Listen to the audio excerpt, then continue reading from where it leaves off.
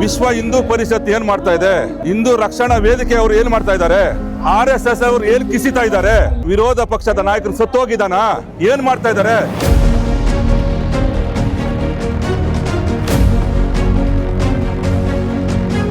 ಯಾಕೆ ಇಲ್ಲೆಲ್ಲ ಸೇರಿರೋರಲ್ವಾ ಹಿಂದೂಗಳಲ್ವಾ? ಇಲ್ಲೆಲ್ಲ ಸೇರಿರೋಲ್ಲ ನಾವೆಲ್ಲ ಮನುಷ್ಯರಲ್ವಾ? ಒಂದ್ ಇಂಚು ಭೂಮಿ ಯಾವತ್ತೂ ರಾಜಕಾರಣಿಗಳ್ದು ಹೋಗಲ್ಲ. ಅವ್ರು ಕಿತ್ಕೊಳ್ಳೋದು ಯಾರ್ದು? ಶ್ರೀಸಾಮಾನ್ಯರದು, ರೈತರದು. ವಿಧಾನಸೌಧಕ್ಕೆ ಮುತ್ತಿಗೆ ಹಾಕುವಂತ ಕೆಲಸನೂ ಮಾಡ್ತೀವಿ. ನಮ್ಮ ಕೈಲಿ ಎಷ್ಟು ಬಲ ಅದೋ ಅಷ್ಟು ಸಾಧಿಸಿ ನಾವು ನಮ್ಮ ಜಮೀನನ್ನು ಉಳಿಸ್ಕೊಳ್ಳೋ ಮಟ್ಟಿಗೆ ನಾವು ಹೋರಾಟ ಮಾಡೇ ಮಾಡ್ತೀವಿ. ಆನೇಕಲ್ ತಾಲೂಕು ಸರ್ಜಾಪುರ ಬಳಿ ಕಡೆಯಿಂದ ಬಂದಿದ್ದೀವಿ ರೈತರು ಇಲ್ಲಿ ಫ್ರೀಡಂ ಪಾರ್ಕ್ಗೆ. ಇಲ್ಲಿ ಸೇರಿರೋರೆಲ್ಲ ಹಿಂದೂಗಳಲ್ವಾ?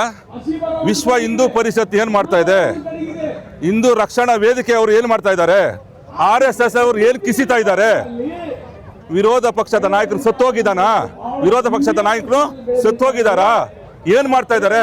ಯಾಕೆ ಇಲ್ಲೆಲ್ಲ ಸೇರಿರೋರಲ್ವಾ ಹಿಂದೂಗಳಲ್ವಾ? ಇಲ್ಲೆಲ್ಲ ಸೇರಿರೋಲ್ಲ ನಾವೆಲ್ಲ ಮನುಷ್ಯರಲ್ವಾ? ಏನ್ ನಿಮ್ ಕೊಡುಗೆ, RSS ಅವ್ರ ಕೊಡುಗೆ ಏನು, BJP ಅವ್ರ ಕೊಡುಗೆ ಏನು ಅಂತ ದಯವಿಟ್ಟು ಅವರೇ ತಿಳಿಸ್ಬೇಕು. ಇದುವರೆಗೂ ಒಂದು ಧ್ವನಿ ಇಲ್ಲ. ಸತತವಾಗಿ 600 ದಿನಗಳಿಂದ ಹೋರಾಟ, 140ನೇ ದಿನ, 141ನೇ ದಿನದಿಂದ ಅನಿರ್ದಿಷ್ಟಾವಧಿ ಧರಣಿ. ರೈತರಿಗೆ ಕೆಲಸಗಳಿಲ್ವಾ? ರೈತರಿಗೆ ಮರ್ಯಾದೆ ಇಲ್ವಾ? ಏನ್ ಮಾಡ್ಬೇಕು ಅಂತಿದ್ದಾರೆ? ಸ್ವಾಮಿ ವಿವೇಕಾನಂದರು ಒಂದು ಮಾತು ಹೇಳ್ತಾರೆ, ಸಾವಿರಾರು ಲಕ್ಷಾಂತರ ಬಡವರ ರೈತರ ಕುಟುಂಬಗಳಿಂದ ಹೃದಯದ ರಕ್ತದಿಂದ ಹೊರಬಂದು ಅವರ ಏಳಿಗೆಗಾಗಿ ಕಿಚ್ಚಿತ್ತು ಶ್ರಮಿಸದವರನ್ನು ನಾನು ದೇಶದ್ರೋಹಿಗಳು ಎಂದು ಕರೆಯುತ್ತೇನೆ ಅಂತ ಸ್ವಾಮಿ ವಿವೇಕಾನಂದ ಅವರು ಹೇಳ್ತಾರೆ. ಗೀತಾ ಮಾತಾ, ಗಂಗಾ ಮಾತಾ, ಭೂಮಾತಾ, ಗಾಯತ್ರಿ ಮಾತಾ, ಈ 5 ಮಾತೆಗಳಿಗೆ ಧಕ್ಕೆ ಬಂದಾಗ ನಾವು ಧ್ವನಿ ಎತ್ತಲೇಬೇಕು.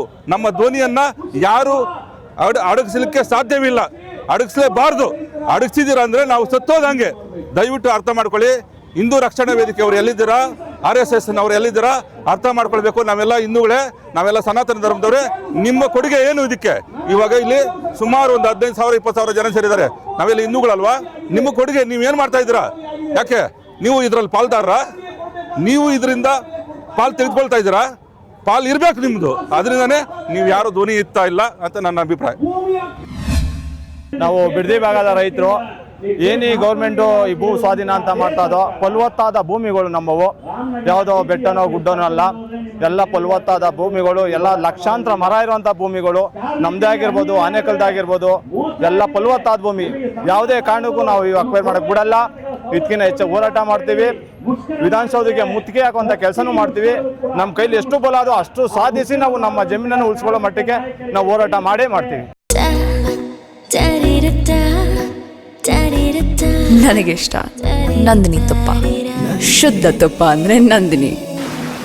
ಇದೆಲ್ಲ ಒಂದು ರೀತಿ ಸಾಮಾನ್ಯ ಜನರ ಮೇಲೆ ಆಗ್ತಾ ಇರ್ತಕ್ಕಂಥ ದಬ್ಬಾಳಿಕೆ ಅಂತ ನಾನು ನೇರವಾಗಿ ಹೇಳೋದಕ್ಕೆ ಇಷ್ಟಪಡ್ತೇನೆ. ಯಾಕಂತಂದರೆ ಇಲ್ಲಿ ಮುಖ್ಯವಾಗಿ 2, ಒಂದು ರಾಜಕೀಯದವರು, ಭ್ರಷ್ಟ ಅಧಿಕಾರಿಗಳು ಮತ್ತು ಕಾರ್ಪೊರೇಟ್ಗಳು, ಇವರಿಬ್ಬರು ಒಟ್ಟಾಗಿ ಸೇರಿ ಸಾಮಾನ್ಯ ಜನರ ಮೇಲೆ ಕಗ್ಗೊಲೆಯನ್ನು ಅಂದರೆ ಒಂದು ರೀತಿ ಭ್ರಷ್ಟ ಅಧಿಕಾರವನ್ನು ಚಲಾಯಿಸ್ತಾ ಇರ್ತಕ್ಕಂಥದ್ದು. ಸಾಮಾನ್ಯ ವರ್ಗದ ಜನರನ್ನು, ಕಾರ್ಮಿಕರಾಗ್ಬೋದು, ರೈತ ವರ್ಗದವರು ಆಗ್ಬೋದು, ಎಲ್ಲರೂ ಅವರನ್ನು ಇರ್ತಕ್ಕಂಥ ಕೆಲಸವನ್ನು, ಭೂಮಿಯನ್ನು ಕಸಿದುಕೊಂಡು ಅವರ ಒಂದು ದಬ್ಬಾಳಿಕೆಯನ್ನು ತೋರಿಸ್ತಾ ಇದ್ದಾರೆ. ಆದರೆ ಅವ್ರ ಸಂಖ್ಯೆ ಕಮ್ಮಿ. ಒಂದಂತೂ ತಿಳ್ಕೋಬೇಕು, ಮತ ಪಡೆದು ಓಟ್ ಪಡೆದು ಅಧಿಕಾರಕ್ಕೆ ಬಂದು ಸಾಮಾನ್ಯ ಜನರನ್ನು ಕಡೆಗಣಿಸಿ ಅವ್ರಿಗೆ ಅನ್ಯಾಯ, ಯಾವುದೇ ರೀತಿಯಲ್ಲೂ ನ್ಯಾಯ ಇಲ್ಲ, ಭೂಮಿಯನ್ನು ಕಸಿದುಕೊಳ್ತಾ ಇದ್ದಾರೆ.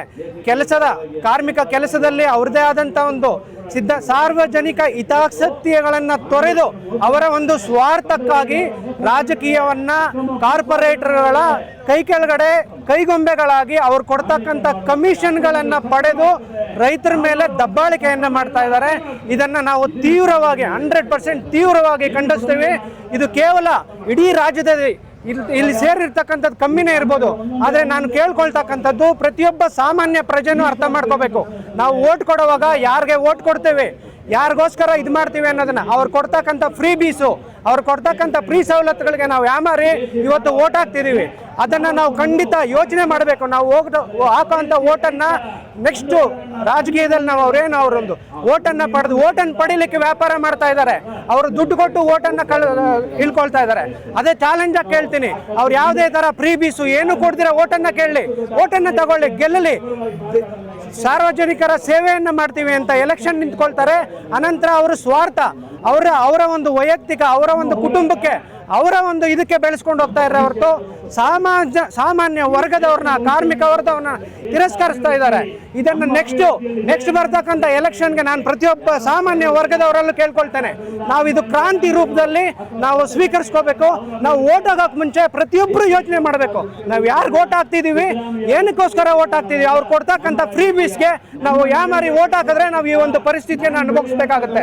ಅದರಿಂದ ದಯವಿಟ್ಟು ನಾನು ಪ್ರತಿಯೊಂದು ದೇಶದಲ್ಲೂ ಕೇಳ್ಕೊಳ್ತೇನೆ, ಕೇಂದ್ರ ಸರ್ಕಾರ ಆಗ್ಬೋದು, ರಾಜ್ಯ ಸರ್ಕಾರ ಆಗ್ಬೋದು, ಅವ್ರ ನೀತಿಗಳು ಎಲ್ಲ ಕಡೆ ದಿನ ನನ್ಗೆ ಇನ್ನೊಂದು ನೆನಪು ಹೇಳೋದಕ್ಕೆ ಇಷ್ಟಪಡ್ತೇನೆ.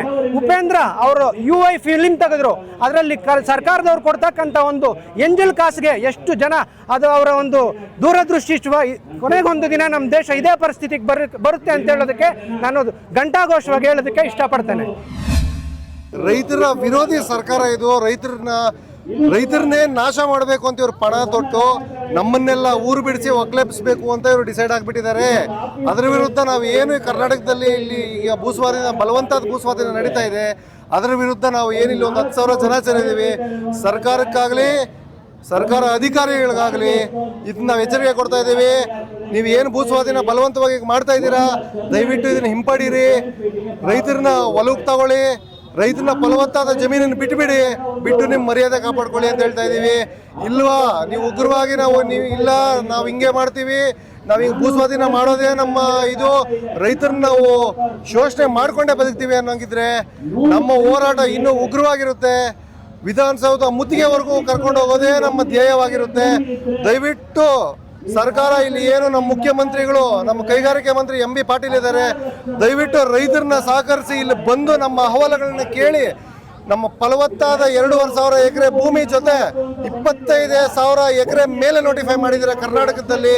ಬಿಡದಿ ಭಾಗದಲ್ಲಾಗಿರ್ಬೋದು, ಆನೇಕಲ್ ಭಾಗದಲ್ಲಿ, ರಾಮನಗರ ಭಾಗದಲ್ಲಿ, ದೇವನಹಳ್ಳಿ ಭಾಗದಲ್ಲಿ ಏನೇನಾಗ್ತಿದೆ ಇದನ್ನು ದಯವಿಟ್ಟು ಎಲ್ಲ ಹಿಂಪಡೆದು ನಮ್ಮ ರೈತರನ್ನ ಉಳಿಸಿ. ಇಲ್ಲ ಅಂದ್ರೆ ಇವಾಗ ಏನು ನೀವು ಹೋರಾಟ ನಡೀತಾ ಇದೆ, ಇದು ಒಂದು ಸಣ್ಣ ಪ್ರಮಾಣದ ಬೆಂಗಳೂರಲ್ಲಿ ನಡೀತಾ ಇರೋ ಹೋರಾಟ 10-20 ಪಟ್ಟು ಇದಕ್ಕಿನ್ನೂ ದೊಡ್ಡ ಹೋರಾಟ ನಡೆದು ಭೂಸ್ವಾಧೀನ ನಾವು ಹಿಂಪಡೆಯೋಕೆ ನಿಮಗೆ ದಯವಿಟ್ಟು ಆದಷ್ಟು ಬೇಗ ಮಾಡಿ. ಇಲ್ಲ ಅಂದ್ರೆ ಇದು ತುಂಬಾ ಉಗ್ರ ರೂಪ ತಾಳುತ್ತೆ. ಇವಾಗ ಏನ್ ನೀವು 10,000 ಜನ ನೋಡ್ತಾ ಇದ್ದೀರಾ, ಇವರೇ ವಿಧಾನಸೌಧ ಮುತ್ತಿಗೆ ಹಾಕೋ ಎಲ್ಲಾ ಸಾಧ್ಯತೆ ಇದೆ. ದಯವಿಟ್ಟು ಇದಕ್ಕೆ ಅವಕಾಶ ಕೊಡದೆ ಸರ್ಕಾರ ಏನಿದೆ ಅವ್ರ ತಲೆ ಬಾಗಿಸಿ ರೈತರಿಗೆ ದಯವಿಟ್ಟು ಇಲ್ಲಿ ಬಂದು ನಮ್ಮ ಅಹವಾಲುಗಳನ್ನ ಕೇಳಿ ಕೂಡಲೇ ನಮಗೆ ಏನೇನು ಅನ್ಯಾಯ ಆಗಿದೆ ಅದನ್ನೆಲ್ಲ ಹಿಂಪಡಿಬೇಕಂತ ನಾವು ಆನೇಕಲ್ ಭೂಸ್ವಾಧೀನ ವಿರೋಧ ಹೋರಾಟ ಸಮಿತಿಯ ರೈತರು 500 ಜನ ಬೆಂಬಲಕ್ಕೆ ಬಂದಿದ್ದೀವಿ. ಇದೇ ನಮ್ಮ ಅಹವಾಲು, ಇದೇ ಟೋಟಲ್ ಇಲ್ಲಿ ಎಲ್ಲ ರೈತರ ಕೂಗು. ಮಂಜುನಾಥ್ ಅವರೇ ಮಾತಾಡಿ ಬನ್ನಿ ಸರ್. ಬಿಡದಿಯಿಂದ ಒಬ್ಬ ಶ್ರೀಸಾಮಾನ್ಯನ ಬಗ್ಗೆ ಕನಿಷ್ಠ ಒಂದು ಗೌರವ ಕೊಡೋ ಹಂತದಲ್ಲಿ ಕೂಡ ಇಲ್ಲ. ಇವರು ಒಂದೇನೆಂದರೆ ರಾಜಕೀಯ ದಳ್ಳಾಳಿಗಳು ಆಗಿ ನಿಂತಿದ್ದಾರೆ. ಕಾರ್ಪೊರೇಟ್ ಅವ್ರಿಗೆ ರೈತರ ಭೂಮಿ ಒಡೆಯೋದು ಕೊಡೋದು, ಮತ್ತೆಂತ ಹೇಳಿದ್ರೆ ಕಾರ್ಮಿಕರಿಗೆ ಅನ್ಯಾಯ ಮಾಡೋದು, ಇದು ಬಿಟ್ಟರೆ ಬೇರೆ ದಳ್ಳಾಳಿಗಳಾಗಿ ನಿಂತಿದ್ದಾರೆ. ಸುಮ್ಮನೆ ಹೇಳೋದು ಡೆಮೋಕ್ರಸಿ, ಆದರೆ ಮಾಡ್ತಾ ಇರೋದು ಬರೀ ಆಟೋಕ್ರಸಿ. ಆ ಮಟ್ಟಕ್ಕೆ ಇಳಿದಿದ್ದಾರೆ. ರೈತರನ್ನ ಯಾವ ಮಟ್ಟದಲ್ಲಿ ನೋಡ್ತಾ ಇದ್ದಾರೆ ಬಂದು ನೋಡಿ. ನಮ್ಮ ಆನೇಕಲ್ ತಾಲೂಕಲ್ಲಿ ಎಲ್ಲ ಇಂಡಸ್ಟ್ರಿ ಏರಿಯಾ ಮಾಡ್ತಾ ಇದ್ದಾರೆ, ಮತ್ತೆ ಆಲ್ರೆಡಿ ಹೌಸಿಂಗ್ ಬೋರ್ಡ್ ಮಾಡ್ತಾ ಇದ್ದಾರೆ. 20 ವರ್ಷದ ಕೆಳಗಡೆ ಮಾಡಿರೋ ಇಂಡಸ್ಟ್ರಿ ಇದು ಹೌಸಿಂಗ್ ಬೋರ್ಡ್ಗಳಲ್ಲಿ ಇನ್ನೂ ಮನೆಗಳು ಬಂದಿಲ್ಲ. ದಳ್ಳಾಳಿಗಳು ಕೆಲಸ ಮಾಡ್ತಾ ಇದ್ದಾರೆ. ಏನು ಮಾಡ್ತಾ ಇದ್ದಾರೆ ಇವರು? ಮತ್ತೆ ಇವರು ತೆಗೆದುಕೊಳ್ತಾ ಇರೋದು ಏನು? ಭೂಮಿ ಕಿತ್ಕೊಂಡ್ಬಿಟ್ಟು ರಿಯಲ್ ಎಸ್ಟೇಟ್ ಅವ್ರು ಕೊಡ್ತಾ ಇದ್ದಾರೆ, ಮತ್ತೆ ಇಂಡಸ್ಟ್ರಿ ಅವ್ರು ಕೊಡ್ತಾ ಇದ್ದಾರೆ. ಎಷ್ಟು ಉದ್ಯೋಗ ಸೃಷ್ಟಿ ಮಾಡಿದ್ದಾರೆ, ಮತ್ತೆ ಲೋಕಲ್ ಜನಗಳಿಗೆ ಎಷ್ಟು ಉದ್ಯೋಗ ಕೊಡ್ತಾರೆ. ಯಾವ ಉದ್ಯೋಗಗಳು ಕೊಡೋದು? ಅವರು ಟಾಯ್ಲೆಟ್ ಕ್ಲೀನ್ ಮಾಡೋ ಕೆಲಸ ಕೊಡ್ತಾರೆ, ಇಲ್ಲ ಅಂತಾರೆ ಮೋರಿ ಕ್ಲೀನ್ ಮಾಡೋ ಕೆಲಸ ಕೊಡ್ತಾರೆ, ರೋಡ್ ಕ್ಲೀನ್ ಮಾಡೋ ಕೆಲಸ ಕೊಡ್ತಾರೆ, ಸೆಕ್ಯೂರಿಟಿ ಕೆಲಸ ಮಾಡ್ತಾರೆ. ಇವತ್ತು ನಾನು ಅದೇ ಹೇಳ್ತಾ ಇದ್ದೆ, ಇವತ್ತಿನ ಬೇಡಿಕೆ ಯಾವತ್ತಿನ ಬೇಡಿಕೆ ನಮ್ದಿದೆ. ಮತ್ತೊಮ್ಮೆ ಕ್ರಾಂತಿ ಶುರು ಮಾಡ್ತಾ ಇದೀವಿ. ಏನು ಅಂದ್ಕೊಂಡಿದ್ದಾರೆ ಇವರು? ಒಂದು ಇಂಚು ಭೂಮಿ ಯಾವತ್ತೂ ರಾಜಕಾರಣಿಗಳ್ದು ಹೋಗಲ್ಲ. ಅವ್ರು ಕಿತ್ಕೊಳ್ಳೋದು ಯಾರ್ದು?